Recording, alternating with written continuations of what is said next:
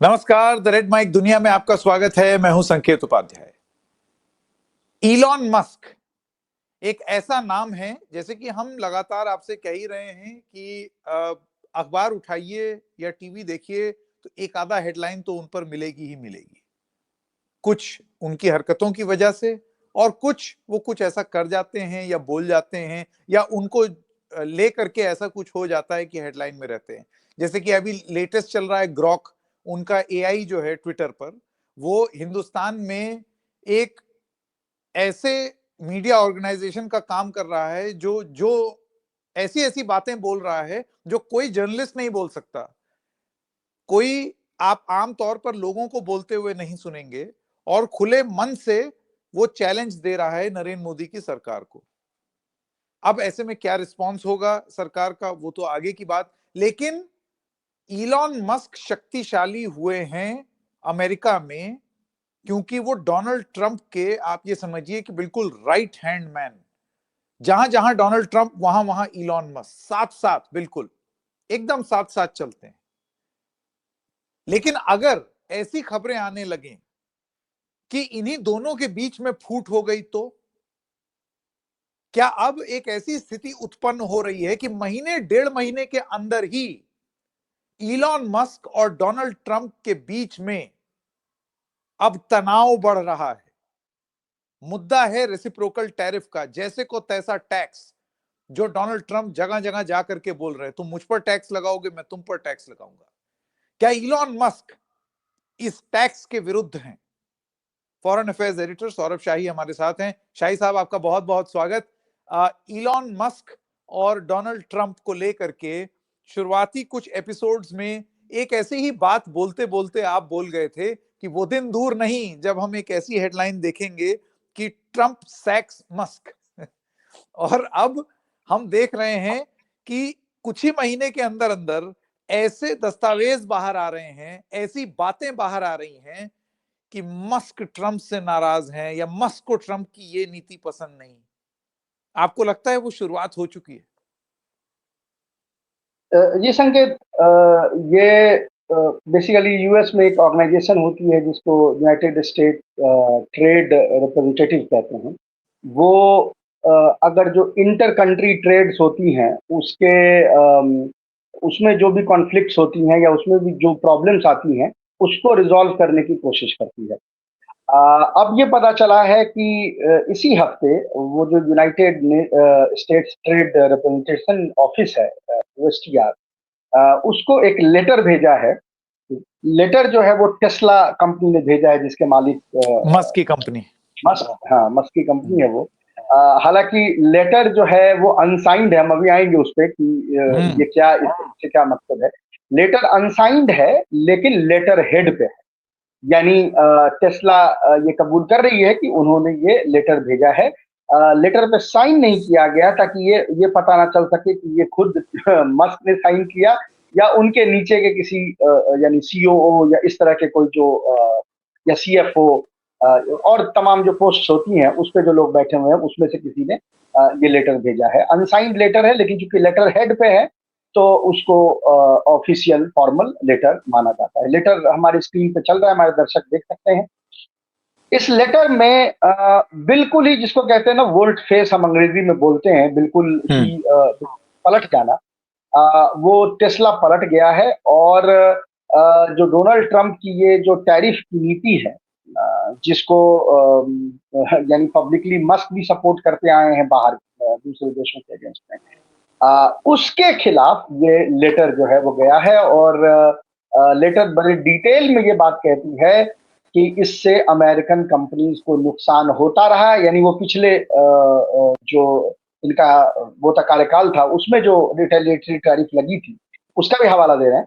वो कह रहे हैं कि इससे अमेरिका को, अमेरिकन जो प्रोड्यूसर्स हैं यानी अमेरिकन मैन्युफैक्चरर्स हैं, उनका नुकसान होता रहा है और होता रहेगा टिल द टाइम कि हम पूरा का पूरा सप्लाई चेन जो है वो शिफ्ट ना कर ले उन कंट्रीज से जिन पे हमने ये लगाए हैं, टैरिफ लगाए हैं। तो बड़ा बोल्ड मूव है, इसलिए भी बोल्ड मूव है कि मुझे लगता है कि मस्क को ये बात पता थी कि कोई ना कोई उस ऑफिस के अंदर बैठा तो होगा जो ये लेटर को पब्लिकली रिलीज करे। और इनफैक्ट ये डिपार्टमेंट जो है उनको ये आरटीआई जैसी एक चीज है जिसके तहत उनको पब्लिक करना भी पड़ता है, यानी हो सकता है कि कुछ दिन बाद करना पड़ता, अभी किसी ने इमीडिएटली इसको डाल दिया उनके वेबसाइट पे, तो वहां से ये एक्सेसिबल हो गया।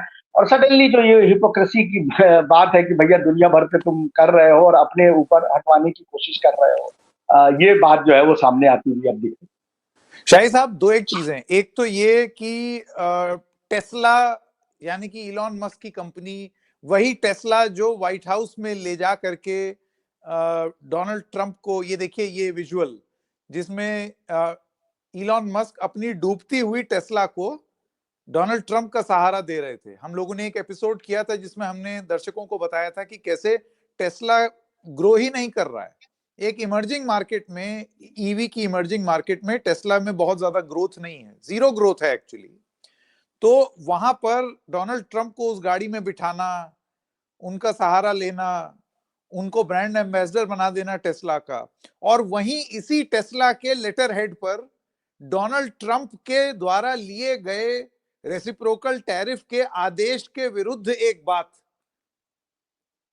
ये विरोधाभास है या it is only natural what is happening? और ऐसे में इन दोनों की केमिस्ट्री कहां जाएगी? अभी तो बहुत गलबहियां हो रही है।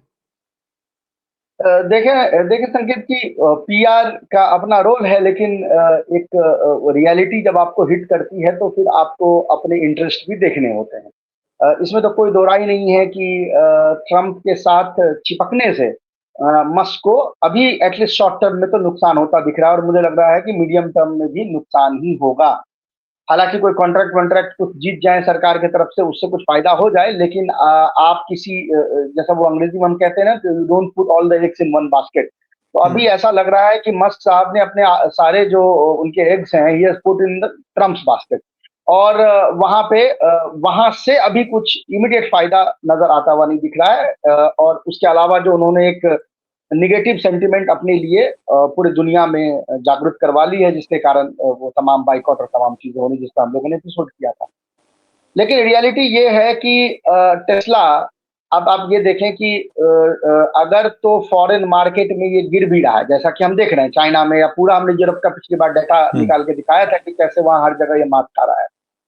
तो टेस्ला को लगता है कि ऐसे सूरत हाल में अमेरिका के अंदर जो हमारी गाड़ी हो, कम से कम अमेरिका में तो हम एक अच्छे अमाउंट में, अच्छी संख्या में वो गाड़ी जो हम बेच सकें, ये उनकी जो इच्छा होगी। अब दो चीज है, एक तो हम लोगों ने पिछले बार ये बात भी की थी कि जो आइडियोलॉजिकल बेसिस पे जो गाड़ी खरीदेंगे, वो आपकी गाड़ी इसलिए नहीं खरीदेंगे कि वो ईवी से ऐसे ही हेट करते हैं जो मेन रिपब्लिकन वोटर्स है। अव्वल तो ये, दूसरी ये कि वो ट्रक्स लेते हैं, वो सेडान लेते भी नहीं, और आपका जो वो ट्रक है वो उनके किसी काम का नहीं है। तो अब तो ये हो गया। तो अब ये होता है कि भाई जो न्यूट्रल लोग हैं या जो बाकी कंज्यूमर हैं, भाई डेमोक्रेट बाइकआउट कर रहे हैं, रिपब्लिकन ले नहीं रहे हैं, तो बीच के जो एक 15-20% जो अमेरिका का है, जिसको इतना आइडियोलॉजिकल मूडिंग इसके नहीं है, आप चाहेंगे कि उनको कार बेचें। लेकिन जो टैरिफ आपने लगाया है, तो चूंकि पार्ट्स पे टैरिफ लगे, पार्ट्स बन के दूसरे कंट्री से आ रहे हैं, चाइना से बन के मोस्टली आ रहे हैं, और भी कुछ कंट्रीज है जहां इनके पार्ट्स बनते हैं, मैक्सिको में भी हैं। तो अगर आपने उस पर टैक्स लगा दिया जो अभी लगा हुआ है, तो वो पार्ट्स तो महंगे आएंगे। अब अगर पार्ट्स महंगे आएंगे तो दो ऑप्शन है, या तो टेस्ला अपने बॉटम लाइन को, यानी अपने प्रॉफिटेबिलिटी को जो है वो कम करें, तो वहां पर बहुत ही टाइट सिचुएशन है, प्रॉफिटेबिलिटी अभी बहुत ज्यादा है भी नहीं कि उसमें आप फर्दर जो है नीचा कर सके। तो दूसरा ऑप्शन क्या है कि टैरिफ जो आपके ऊपर लगा, आपने उसको पास ऑन कर दिया लोगों को, यानी थर्ड पार्टी पे आपने उसको पास ऑन कर दिया। तो अब मसला ये है कि दो, रिपब्लिकन्स खरीदना नहीं चाहते, डेमोक्रेट बाइकआउट कर रहे हैं, और जो बीच का हिस्सा बचा हुआ है उसको आप जो गाड़ी बेचेंगे वो इस महीने से 1 अप्रैल से महंगी हो जाएगी, क्योंकि उन पार्ट्स जो आपने पार्ट्स उसमें लगाया वो उस पर इम्पोर्ट ड्यूटी लगेगी। तो मतलब आप तो कहीं के नहीं रहे ना, आपको तो हर जगह से थप्पड़ पड़ रहा है। तो इसलिए मुझे लगता है कि ये हिम्मत इन्होंने दिखाई है, और ये लेटर जो है उन्होंने वहां पे भेजा है। एक और चीज संकेत इसमें बहुत इंपॉर्टेंट है समझने की, कि हो सकता है फिलहाल अभी इतना उनका कैपिटल, यानी उनका गुड कैपिटल जो है वो है डोनाल्ड ट्रंप के सामने, इमीडिएटली उनसे नाराज ना हो। लेकिन एक और चीज यहाँ पर देखने वाली है, ये इकलौता लेटर नहीं है संकेत। इस लेटर के बाद में बाकी दूसरे मैन्युफैक्चरर्स ने भी भेजा, जिसमें होंडा, टोयोटा और भी जो अमेरिकन मैन्युफैक्चरर, ये तो जापानीज हुए, अमेरिकन मैन्युफैक्चरर्स भी और जो है टोटल 6 लेटर्स भेजे गए हैं। हाँ, जैसे general Motors, Ford, general Motors वगैरह, हाँ, इन लोगों ने भी वो लेटर्स भेजे हैं। लेकिन इससे ये प्रतीत होता है कि उनका जो एक ये ग्रुपिंग है, एक कार्टेल टाइप का वो बनाए हुए हैं अमेरिका में, जिसके थ्रू ये लेटर भेजी जा रही है। पर अब ये भी लग रहा है कि अगर जिसको ये कैपिटलिस्ट जो है अपनी जबान में यूनियन बाजी कहते हैं, तो वो यूनियन बाजी वहां पे हो रही है, और उस यूनियन के सरबराह जो है वो एलन मस्क दिख रहे हैं, क्योंकि सबसे पहले लेटर इन्होंने भेजा। इनके लेटर भेजने के बाद में अलग फिर बाकियों ने लेटर भेजना शुरू किया। तो ये भी यहाँ पे ध्यान रखने वाली बात है कि ये इनिशिएटिव ले रहे हैं इस मामले को लेकर। मतलब अभी थोड़ी दिन पहले जो हम बात कर रहे थे कि ये जो रेसिप्रोकल टैरिफ लगेगा, कि मैं चीन पे भी टैरिफ लगा दूंगा, मैं कनाडा पर भी लगा दूंगा, मेक्सिको पर भी लगा दूंगा, भारत पर भी लगा दूंगा, उस सब के चलते सबसे पहली बात तो नुकसान अमेरिकन्स को भी है। जैसे कि आपने बताया कि वो जो गाड़ियां हैं, ये गाड़ियां वो लेंगे नहीं। इसके अलावा जो सामान बाहर से आता है वो सामान अमेरिकन्स के लिए महंगा हो जाएगा, और आपके वोटर्स जब महंगा सामान खरीदेंगे तब उनको वो टीस महसूस होगी कि भाई ये तो इतना, ऐसी क्या देशभक्ति जिसमें हमारा घर ही नहीं चल रहा है। तो आपको लगता है कि नेट लॉस अमेरिकन्स भी अपने आप को पाते हैं, और शायद उसी चीज का हवाला अब इस लीक्ड डॉक्यूमेंट में, दस्तावेज में बाहर निकल करके आ रहा है कि वो अंदर ओवल ऑफिस में तो बैठ करके आपने समर्थन कर दिया, ताली पीट दी रेसिप्रोकल टैरिफ वाली बात पर, लेकिन धीरे से आप ये भी कह रहे हैं कि नुकसान हो रहा है। सर देख लीजिए थोड़ा। जी जी, वो अच्छा, इस एडमिनिस्ट्रेशन में आपने देखा होगा पहले दिन से कि अनसर्टेनिटी जो है ना, वो इसका फीचर है, बग नहीं है। यानी वो लगातार आप अनसर्टेनिटी देख रहे हैं, किसी दिन टैरिफ की बात करते हैं, फिर अगले दिन कहते हैं कि अभी हमने सस्पेंड कर दिया, फिर उसको कहते हैं कि नहीं हम 2 तारीख से नाफिज करेंगे, फिर कहते हैं विड्रॉ कर दिया, मतलब तमाम वो। अब इसमें क्या होता है ना कि जो इन्वेस्टर है वो अल्टरनेटिव्स भी नहीं ढूंढ पाता। अब जैसे फर्ज करें कि अगर वो डाउन स्ट्रीम अपने शिफ्ट करेगा, डाउन स्ट्रीम कहने का मतलब है कि सप्लाई चेन को अगर टेस्ला शिफ्ट करना चाहता है तो उसमें खर्चा आएगा, उसका एक सर्टेन टाइम है, वो 5 दिन की तो बात है नहीं। फैक्ट्री आपको लगानी पड़ेगी, उसके लिए आपको वर्कर ट्रेन करने पड़ेंगे। ये कोई ऐसा तो है नहीं कि आप कोई प्लास्टिक की पिचकारी बना रहे हैं कि इसमें ट्रेनिंग की जरूरत नहीं है, मोल्ड में प्लास्टिक डाला बन गया। इसके लिए तो आपको ट्रेनिंग की जरूरत पड़ती है। आपको पहले सेटअप करना पड़ेगा, ट्रेन करना पड़ेगा, बनाना पड़ेगा। It takes years. ये कोई महीने और हफ्ते वाली तो बात है नहीं। एक चीज, अच्छा, अगर रिकंसाइल कर ले फेट से मस्क साहब, उनको लगे कि सर करना ही है तो चलो कहीं करते हैं, लगाते हैं, पैसा लगा रहे हैं, तो सडनली आप 20 दिन के बाद कहते हैं कि हमने टैरिफ जो है बंद कर दिया। तो अब वो पैसा क्यों लगाएगा जब उसको वापस से वही सस्ता वाला। तो ये जो अनसर्टेनिटी है ना, इसके कारण में दोनों चीजें, यानी ये नुकसान अमेरिका को भी कर रहा है और इंडस्ट्रियलिस्ट को भी कर रहा है। इंडस्ट्रियलिस्ट को ये नुकसान कर रहा है कि उनको समझ में नहीं आ रहा है कि should we set out, should we shift our supply line. Industries को ये लग रहा है। अमेरिका को ये लग रहा है कि अच्छा, यानी अमेरिका से मेरा मुराद है उनके एडमिनिस्ट्रेशन से, तो उनको जो लग रहा है कि हम टैरिफ लगा के हम प्रेशराइज किसी पे कर पाते, वो नहीं हो पा रहा। तो यानी ये बैलेंस करने की कोशिश में यहाँ पे ये अनसर्टेनिटी जो है वो इतना प्रिवेल कर गई है कि everything is under policy paralysis. यानी इंडस्ट्रीज को समझ में नहीं आ रहा है कि वो क्या करें। अच्छा, अब कुछ डेटाज आए हैं जो बहुत इंपॉर्टेंट है डिस्कस करना। ये जो रिटेलिएटरी टैरिफ है, इसको देख के लग रहा है बिल्कुल ही कि जाहिर है कि जिन कंट्रीज पे लगे हैं उनके इकोनॉमी को तो असर करेगा ही करेगा, लेकिन अमेरिकन इकोनॉमी को भी ये बड़ी तरीके से ये असर करने जा रहा है। एक बार 7 नंबर स्लाइड लगा दें, पहले हम देख लें कि ये क्या क्या, एक लिस्ट जो है वो देख लें कि रिटेलिएटरी टैरिफ कहाँ कहाँ लगी हुई है। इससे हमें क्लियर हो जाएगा कि फिर हम आएंगे कि इनका क्या महत्व है। तो पहले चाइना का आप देख रहे 10% and 50% tariff on 13.9 billion of US export including agriculture equipment and oil, effective on फरवरी 10। ये ऑलरेडी आ चुकी है। 10% and 50% tariff on US export including agriculture product, effective on March 10। ये 2 लग चुकी है। कनाडा ने 25% लगाया है, यानी अक्रॉस बोर्ड, फिर उसने 25% लगाया है 23 मार्च के बाद, यानी वो स्टैगर्ड तरीके से कर रहा था, हमने अपने प्रोग्राम में डिस्कस भी किया था। और उसके बाद आप देख सकते हैं कि फर्दर 25% लगा रहा है ओंटारियो जो स्टेट है, वो इलेक्ट्रिसिटी एक्सपोर्ट पे लगा रहा है यूएस के, जिससे कि यूएस के ऊपर के जो 10-11 स्टेट है वहां इलेक्ट्रिसिटी आती है वो महंगी होगी। फिर कनाडा ने फर्दर और रिटेलिएशन किए हैं स्टील एल्युमिनियम पे, जो कि और आगे यानी इनफैक्ट इस हफ्ते जो है वो लग गई। यूरोपियन यूनियन के देख सकते हैं 50% इफेक्टिव इंक्लूडिंग विस्की, इस पर भी हम आएंगे कि विस्की का क्या मामला है, और फर्दर उसको एक्सपेंड कर रहे हैं अप्रैल 13 से और भी मामले, यानी एक series of retaliatory tariff Europe ने, कनाडा ने, चाइना ने लगा दिया है। अब इससे ये हो रहा है कि ये जनरली ऐसे ही नहीं कर दिया गया कि एक कलम से साइन किया और जीत गया। अगर रिपब्लिकन 4 साल से मागा वाले तैयारी कर रहे थे कि हम आते ही ये भूचाल मचाएंगे, तो ऐसा तो नहीं था कि चाइना में लोग बैठे हुए थे, वो भी तैयारी कर रहे थे, यूरोप में भी तैयारी कर रहे थे, वो बोलेंगे नहीं, वो मास्टर स्लेव रिलेशनशिप है, लेकिन पीछे काम तो थिंक टैंक में चल ही रहा था।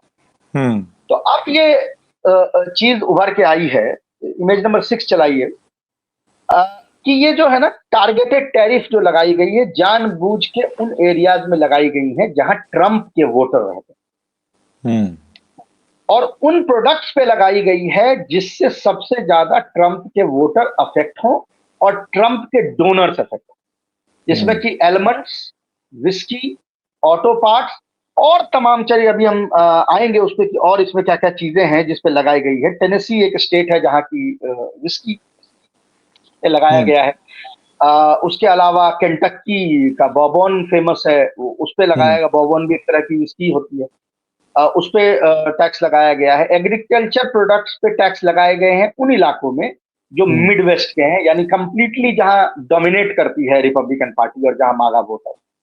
इसके अलावा साउथ अमेरिका, साउथ यूएसए में, सदर्न यूएसए में, जहां अगेन मागा जो है वो डोमिनेट करती है, वहां मैन्युफैक्चरिंग बेस है अमेरिका का, वहां पे जो चीजें मैन्युफैक्चर होती है यानी एग्रो इक्विपमेंट, उस पे टैक्स लगाए गए, या जो ट्रक्स वगैरह हैं, ये जो डाले वाली एसयूवी उस पे लगाए गए हैं। तो ये जानबूझ के उन इलाकों पे लगाया गया है जहां पे ट्रंप सपोर्टर्स को जो है वो मैक्सिमम नुकसान हो। और अब डिफरेंट ग्रुप्स यानी डिफरेंट मीडिया ऑर्गेनाइजेशंस और थिंक टैंक, उनके अपने असेसमेंट्स आने शुरू हो गए हैं कि ये किस तरीके से अमेरिका इन जनरल को तो इफेक्ट करता ही है, ट्रंप के वोटर बेस को ये इम्पैक्ट करने लगा।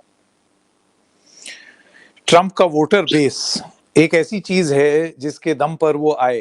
अब अगर वही प्रताड़ित और पीड़ित हो जाएगा तो फिर ये जो इतने महान और बिल्कुल घी खाए नेता हैं, मजबूत नेता हैं, ये फिर क्या करेंगे?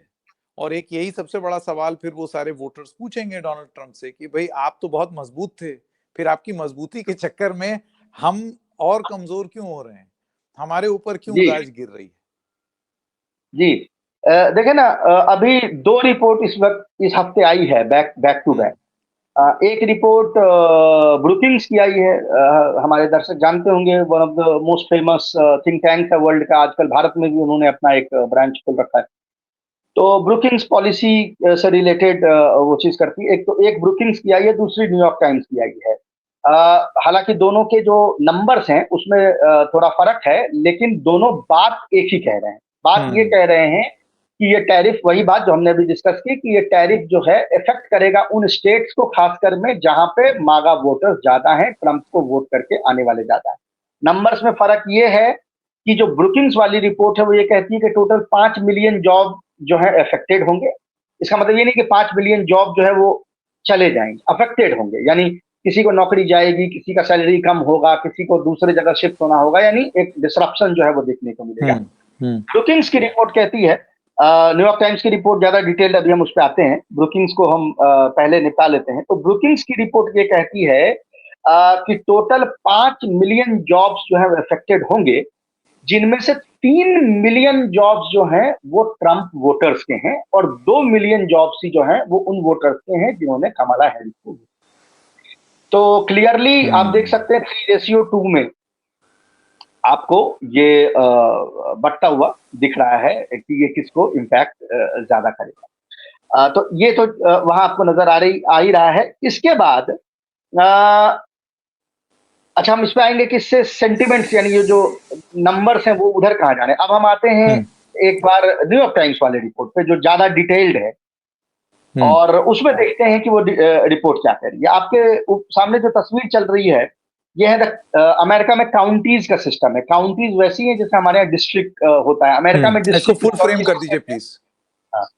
अमेरिका में डिस्ट्रिक्ट किसी और चीज को कहते हैं, हम लोग जिसको यहाँ डिस्ट्रिक्ट कहते हैं उससे इक्विवेलेंट एक चीज होती है जिसको वहां वो काउंटीज कहते हैं। तो ये आप देखें कि ये जो वट एवर बैगनी कह लें, मरून कह लें, उस कलर की जो भी आपको स्पॉट्स दिख रही हैं, वो काउंटीज हैं जहां पे ट्रंप जीत के आए हैं। और वो ग्रीन से रिलेटेड आपको जो काउंटीज दिख रही हैं, ये वो काउंटीज हैं जहां पे कमला हैरिस जीत के आई हैं। और जो पॉइंटेड आउट जो इलाके हैं वो ये बताते हैं कि ये वो इलाके हैं जहां जॉब्स ज्यादा खतरे में हैं और जहां पे सबसे ज्यादा इंपैक्ट पड़ेगा। आप देख सकते हैं बिल्कुल ही ये बिल्कुल मैजेंटा या जो भी कह लें, इसको बैगनी कलर कह लें, पूरा मैप जो आपको नजर आएगा, वो जो ग्रीन है वो बहुत ही हल्के हल्के कहीं कहीं आपको नजर आए। यानी ये वो एरियाज हैं जो इफेक्ट इससे होंगे और यही वो एरियाज हैं जहां पे वोट। इसके नेक्स्ट स्लाइड पे जाएं अगर, तो ये अलग अलग जो टैरिफ अलग अलग देशों ने लगाए हैं, उसके इम्पैक्ट को ऊपर अगर आप चाइना को देखें तो एक सेकंड ये रोक दीजिए मतलब यहाँ पर। तो इसका मतलब शाही साहब ये है कि चाइना ने जो टैरिफ लगाए हैं वो हैरिस, कमला हैरिस यानी कि डेमोक्रेट्स को वोट देने वाली जो काउंटीज हैं वहां पर 4,68,000 लोगों को प्रभावित किया है। लेकिन ट्रंप की जो काउंटीज हैं जिसने ट्रंप को वोट किया, वहां 1.1 मिलियन मतलब 11 लाख लोग उससे प्रभावित हुए हैं। हो रहा है। इसका मतलब ये और ये देख सकते हैं आप कि 2.5 गुना ऑलमोस्ट आपको नजर आ रहा है ये नंबर, 2.5 गुने का फर्क है। हालांकि आप जो उसके नीचे कनाडा का नंबर देख रहे हैं और यूरोपियन यूनियन का नंबर देख रहे हैं, उसमें उतना ड्रामेटिक गैप नहीं है, लेकिन गैप हर जगह है। वहां भी आप देखें, हाँ, मतलब 9 लाख का वहां का भी फर्क है, और उसके नीचे भी आप देख लें तो आई थिंक 1.2 मिलियन का आपको वहां पे फर्क जो है वो दिख रहा है। लेकिन ये बताता है कि चाइना ने ज्यादा मेहनत की थी। यानी चाइना ने जानबूझ के उन इलाकों को मार्क किया था, 4 साल से वो तैयारी करके बैठे हुए थे कि हम उन इलाकों पे स्पेशली टारगेट करेंगे जिस इलाके में ट्रंप के वोटर्स हैं, और इसीलिए वहां जो है आपको गैप वो बड़ा ड्रामेटिक दिख रहा है। अब ये स्टेट वाइज भी हम देख लेते हैं, इसके नेक्स्ट स्लाइड पे चले जाएंगे। हालांकि ये जो सारे 50 स्टेट है उसके डेटा हैं, लेकिन हमने इनिशियल जो ज्यादा इंपॉर्टेंट शुरू के 20 जो सबसे अफेक्टेड स्टेट हैं उसमें उनका हमने डेटा जो है वहां पे लिया है। मतलब और ये टैरिफ जो रेसिप्रोकल टैरिफ लग रहा है उससे अमेरिका में ट्रंप के वोटर्स को कितना नुकसान हो रहा है, ये चीज आपको ये लाल पर्पल लाइन में दिखाई दे रहा है, दिखाई दे रही है, और ग्रीन जो है वो कमला हैरिस। हाँ, ये स्टेट वाइज ब्रेकअप है। और आप इसमें देख सकते हैं, एक आध को एग्जाम्पल छोड़ दीजिए, जैसे मिशिगन है, उसको अगर छोड़ दीजिए, या मिनेसोटा छोड़ दीजिए और मैन छोड़ दीजिए, तो बाकी हर जगह वास्ट गैप जो है वो आपको दिख रहा है कि it is impacting the Trump voters in like substantially more percentage. नहीं, वो तो हर स्टेट में 50% एंड अबव है। ये एसडी क्या हुआ, साउथ डकोटा। जी जी। हाँ, तो यहाँ पर देखिए 95%, तो ये 50% से ऊपर ही है लगभग सभी जगह। अच्छा, कुछ स्टेट में जो आपको इतना ड्रामेटिक दिख रहा है वो इसलिए है कि 3 चीजें हैं जो सबसे ज्यादा यहाँ पे लॉस दे रही हैं। मैं उनकी अभी बात कर रहा हूँ। एक तो टेनेसी की हमने बात की, विस्की की, उसका बहुत बड़ा मार्केट है। जैक डेनियल्स, बेसिकली हम जैक डेनियल्स की बात कर रहे हैं, तो वो जो है आपको कितना बड़ा मार्केट हिंदुस्तान है या कितना बड़ा मार्केट यूरोप है, चाइना, हर जगह उसको लोग पसंद करते हैं और उसको कंज्यूम करते हैं, तो वो बहुत बड़ा एक इफेक्ट उस पर दिखने वाला है। इनफैक्ट जब पिछली बार ये चीज सेम रिटेलिटरी टैरिफ यूरोप ने लगाया था तो जैक डेनियल की सेल जो है हाफ हो गई। तो अब वो सिचुएशन उसके पास वापस आने वाली है। अभी हम आएंगे इस पे, ह्यूमन बिहेवियर पे भी आएंगे। सेकेंड चीज जिस पे सबसे ज्यादा वो लगा है यानी टेनेसी विस्की के बाद, वो है कैलिफोर्निया एलमंड। दुनिया का एक बहुत साइजेबल चंक, मेरे ख्याल से 70-80% एलमंड जो होता है, बादाम जो है, कागजी बादाम, वो कैलिफोर्निया में होता है।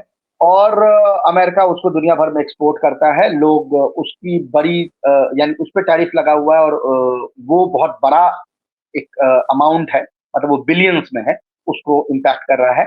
अच्छा, ये जो एलमंड वगैरह इस तरह की, जैसे कैलिफोर्निया एलमंड हुआ, या जो विस्की हुआ, आप इसमें ये भी ध्यान दें कि ये सारे वैसी चीजें हैं जो लीस्ट ऑटोमेटेड। विस्की में कितना भी आप मशीन लगा लीजिए, ह्यूमन बीइंग का हाथ की उसकी जरूरत पड़ती है, ह्यूमन बीइंग के इंटरफेरेंस की उसमें जरूरत पड़ती है, चाहे वो यानी मॉल्ट को बनाना हो, या उसको कैस्केट में रखना हो, या उसको, यानी उसमें ह्यूमन इन्वॉल्वमेंट बहुत ज्यादा। ऐसे भी अमेरिका में ऑटोमेशन बहुत कम है, बट इन इंडस्ट्री में तो और ज्यादा है। वैसे ही आप कागजी बादाम देखें तो ह्यूमन ऑफ कोर्स उसको तोड़ना, उसको, यानी आप सेपरेटर वगैरह इलेक्ट्रॉनिक बना सकते हैं, लेकिन आपको हर जगह यहाँ आदमी की जरूरत पड़ेगी इन इंडस्ट्री में। इसके अलावा एक चीज ऐसी है जो बड़ा आश्चर्यजनक है, मुझे पता ही नहीं था कि इस तरह का डोमिनेशन किसी एक स्टेट का दुनिया के किसी एक कंपोनेंट पे हो सकता है। रियर व्यू मिरर पूरे दुनिया के 50% वो एक स्टेट से आते हैं, मिशिगन, और उस पे यूरोप ने टैरिफ लगा दी। वो बिलियंस में है, बिलियंस में रियर व्यू मिरर जो है वो बनते हैं। अच्छा, अब एक चीज है इसमें देखिए, विस्की आप मार्केट इमीडिएटली शिफ्ट नहीं करते थे। क्यों नहीं शिफ्ट करते? बहुत रेयर ऐसा कोई होता है कि जिसकी जो शराब पीने की जो आदत होगी उसको वो बदल देगा, जस्ट बिकॉज कि उसको सामने कोई सस्ता दिख रहा है। तो अभी अमेरिका को ये लगेगा कि हम यूरोप को में हमारा मार्केट खत्म हो गया, चाइना में हमारा मार्केट, अव्वल तो पहले आप जाएंगे कहाँ? बड़े मार्केट तो आपको चाइना और यूरोप ही है, वो तो ऐसे ही माइनस हो गए। ठीक है, रशिया पे आपने ऐसे ही टैक्स सैंक्शंस लगा रखे हैं। सडनली आपके बचा कौन? लैटिन अमेरिका और अफ्रीका। लैटिन अमेरिका जो सबसे ज्यादा रम कंज्यूम करता है, और यानी वोदका वोदका नहीं, वो क्या उसको बोलते हैं, कैक्टस से जो बनता है, वो कंज्यूम करता है। वो सडनली थोड़ी ना ओवरनाइट जो है आप विस्की आपका पीने लगे। तो आप नया मार्केट क्रिएट नहीं कर सकते, लेकिन इसका काउंटर पॉसिबल है कि सडनली यूरोप ये कह सकता है कि अच्छा ठीक है, हम टेनेसी नहीं लेते हैं, उससे थोड़ा इंफीरियर क्वालिटी की विस्की अगर भारत में बन रही है या चाइना में बन रही है, जो अब दुनिया में हर जगह बन रही है। आपने देखा होगा पिछले कई सालों से इंटरनेशनल जो विस्की की रेटिंग है उसमें जापान और इंडिया और इस तरह के कंट्रीज जो डोमिनेट कर, तो दे कैन रिसोर्स, वो अपना सोर्स जो है वो चेंज कर सकते हैं। आप अपना एक्सपोर्ट चेंज नहीं कर सकते, क्योंकि आप सडनली ओवरनाइट कल्चरल किसी का वो है उसको चेंज नहीं कर सकते। तुम ओवरनाइट अब विस्की पियो, अभी तक तुम टकीला पी रहे थे, अब विस्की पी लो, ऐसा होता नहीं। तो ये चीज यहाँ पे आपको देखने वाली बात है कि इसीलिए ये टारगेटेड जो सैंक्शंस जो हैं, टैरिफ लगाए गए हैं, इसीलिए ये इतने इफेक्टिव होते हुए आपको नजर आ रहे हैं। पिछले बार की ये लिस्ट है, ये पिछले एडमिनिस्ट्रेशन के, आप देखें कि बाकी लोगों ने थोड़े बहुत लगाए थे, चाइना ने जो रिटेलिएटरी लगाया था उससे देखें कितने बिलियन का लॉस अमेरिका को हुआ था। यानी डेटा ये कहती है कि एग्रीकल्चर उसको सपोर्ट करने के लिए, अब लॉस हो रहा है तो रोने लगे, तो ट्रंप को उनको कुछ सब्सिडी देनी पड़ी। अब सडनली आप अपने आइडियोलॉजी के उलट जा रहे हैं। सब्सिडी तो भाई राइट विंग आइडियोलॉजी का वो नहीं है, वो तो कहते हैं कि परफॉर्म और पेरिश, हम सब्सिडी नहीं देंगे। अमेरिका तो वॉक बैक करना पड़ा, ट्रंप को सब्सिडी देनी पड़ी $20 बिलियन। पता चला कि जितनी सब्सिडी एग्रो इंडस्ट्री को उन्होंने दी, उससे कम टैरिफ से पैसा जो है वो अकाउंट में आया था। तो यानी जो आया था वो तो चला ही गया, लोगों को महंगे दाम में चीजें खरीदनी पड़ी, वो अलग। तो मतलब वो कहते हैं ना बटरफ्लाई इफेक्ट, वो बटरफ्लाई इफेक्ट आपको यहाँ पे दिख रहा है कि कैसे उन जगहों पे इफेक्ट कर रहा है जहां आपने सोचा ही नहीं था कि वहां आपको इसका इम्पैक्ट देखने को मिलेगा। बाप रे बाप, बाप रे बाप। मतलब आप ये सोचिए कि एक जब वो साइन कर रहे थे आदेश, रेसिप्रोकल टैरिफ जैसे को तैसा, उसके पीछे कितना नुकसान, या आप अपनी ही जिस डाल पर बैठे हैं उसको किस कदर काट ले रहे हैं, उसकी डिटेल यहां पर देखने को मिली है। अब मैं वापस एक बार मस्क पर लौटना चाहता हूं। आपको लगता है कि जो पॉलिटिकल चीयरलीडर इलॉन मस्क हैं, वो तो अभी भी डोनाल्ड ट्रंप, उनके फैसले, उनकी निर्णय लेने की शक्ति, इन सबके कायल हैं, दीवाने हैं।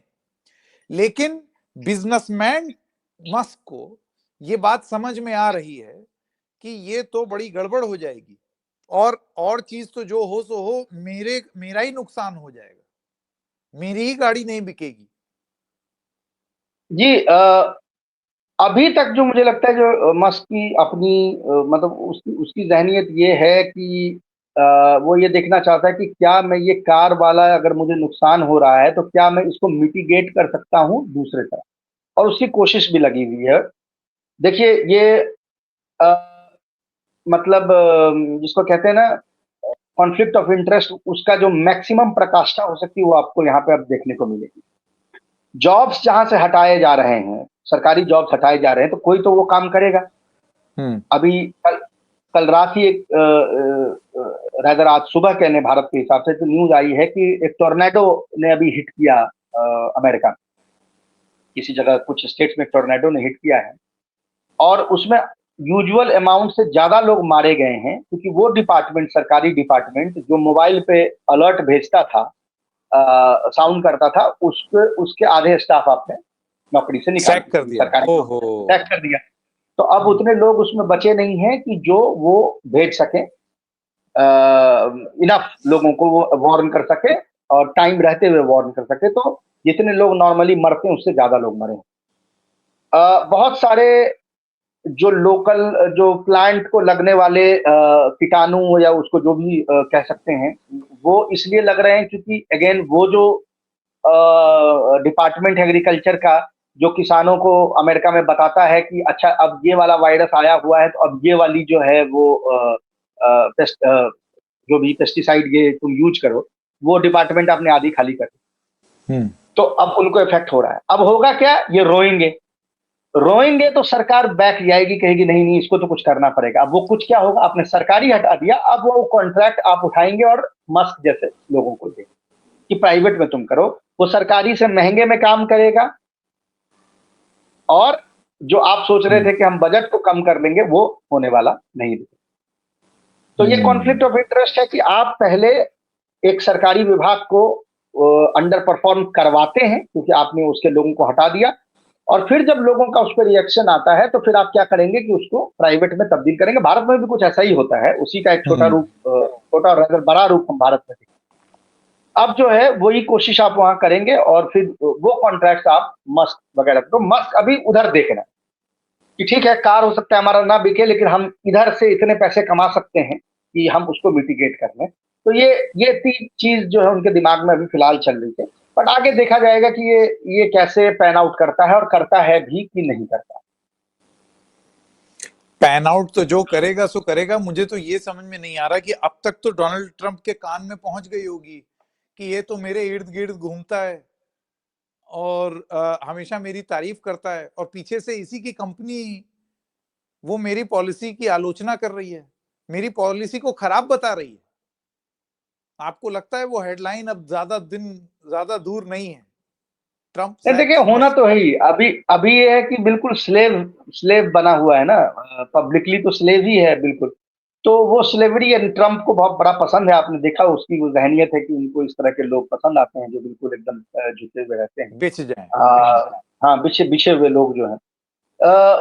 बट ये है कि क्रिटिसिज्म उन इंडस्ट्रियल, उन मैन्युफैक्चरर से भी अभी आनी शुरू हो गई है जिन्होंने ओपनली सपोर्ट किया। जैसे जैक डेनियल्स की हमने उस दिन बात की कि उनके जो मालिक हैं वो बोलने लगे, या और भी इस तरह के लोग हैं, इस तरह के इंडस्ट्रियलिस्ट हैं जो अब दबी जुबान में इस तरह की बात जो है वो कह रहे हैं। मस्क के केस में अभी जैसा मैंने कहा कि उनकी एक पॉलिटिकल, यानी उनकी जो अपनी कैपिटल है वो काफी है, तो उस कैपिटल से अभी ड्रॉ कर रहे हैं। तो फिलहाल उन पे कोई खतरे की घंटी तो नजर नहीं आ रही है, लेकिन जैसा मैंने कहा कि ये इरोजन होता रहेगा, और कई ऐसे और मौके आएंगे जहां पे आपको एक कॉन्फ्लिक्ट ऑफ इंटरेस्ट जो है वो एक इन दोनों के दरमियान भी आपको देखने को मिलेगा। और जैसे ही वो और मौके उभर के आते हैं हम दर्शकों के पास और प्रोग्राम और लेके आएंगे। एपिसोड आएंगे। बिल्कुल, बहुत खूब। बहुत बहुत धन्यवाद शाही साहब हमारे साथ जुड़ने के लिए। तो ये तो मस्क ने ही ट्रंप के साथ कर दिया भीतराघात। लीक डॉक्यूमेंट बाहर आ रहे हैं, और अब आप सोचिए, अब तो ऐसा ऐसा सैबोटाज होगा। ये जितने सारे लोग हैं जो निकाले जा रहे हैं, या फिर जो सिस्टम में हैं, जो नहीं चाहते हैं कि ये व्यवस्था खत्म हो, वो डॉजी मंत्रालय या अंदर व्यवस्था में रह करके ही वो लोग क्या करेंगे? अभी बहुत कुछ होना है अमेरिका में, अभी तो बस शुरुआत है। शाही साहब, बहुत बहुत धन्यवाद हमारे साथ जुड़ने के लिए। दर्शकों आपका भी। फिर मिलेंगे, तब तक के लिए नमस्कार।